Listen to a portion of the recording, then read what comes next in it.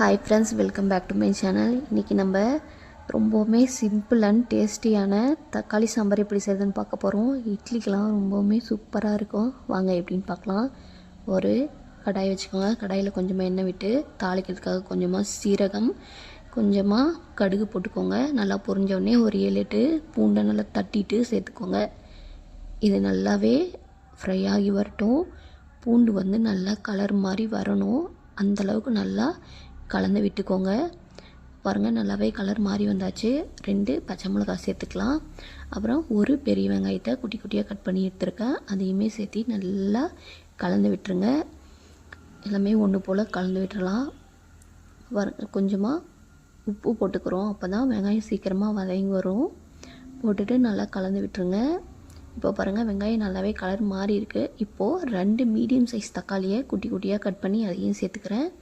தக்காளியை கட் பண்ணி சேர்த்துட்டு அதையும் நல்லா கலந்து விட்டுருங்க. தக்காளி நல்லா குழஞ்சி வரணும்.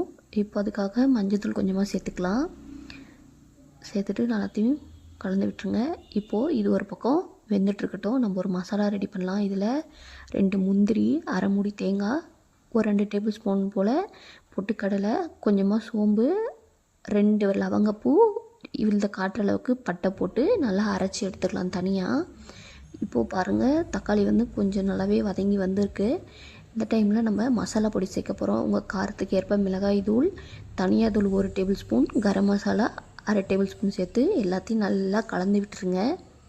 இப்போ பாருங்கள், இது எல்லாமே நல்லா கலந்து வந்தாச்சு. இப்போ நம்ம கொஞ்சம் தண்ணி ஊற்றி கொதிக்க வச்சுக்க போகிறோம். அப்போ தான் இந்த மசாலா பொருளோட பச்சை வாசம் எல்லாமே போகும். இப்போ பாருங்கள், எல்லாமே போயிடுச்சு. ஒரு தக்காளி தொக்கு பதத்துக்கு வந்திருக்கு. இப்போது அரைச்சி வச்ச மசாலா இருக்குது இல்லையா, அதை எடுத்து ஊற்றிக்கலாம்.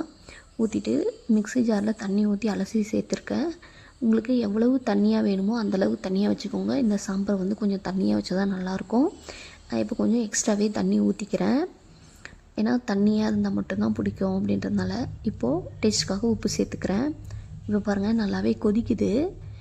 அவ்வளோதான், நம்ம மசாலா பொருள் எல்லாமே சேர்த்துட்டோம்.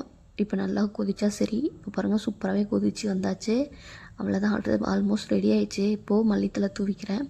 அவ்வளோதான், ரொம்பவுமே சூப்பரான சாம்பார் ரெடி ஆகிடுச்சு. நான் இட்லி கொடுத்தா செஞ்சு சாப்பிட்ருந்தேன். இதே மாதிரி செஞ்சு பார்த்துட்டு எப்படி இருக்குன்னு சொல்லுங்கள். அப்படியே நம்ம சேனல் பிடிச்சிருந்தா சப்ஸ்கிரைப் பண்ணுங்கள், ஒரு லைக் பண்ணுங்கள், உங்கள் ஃபேமிலி கூட ஷேர் பண்ணிக்கோங்க.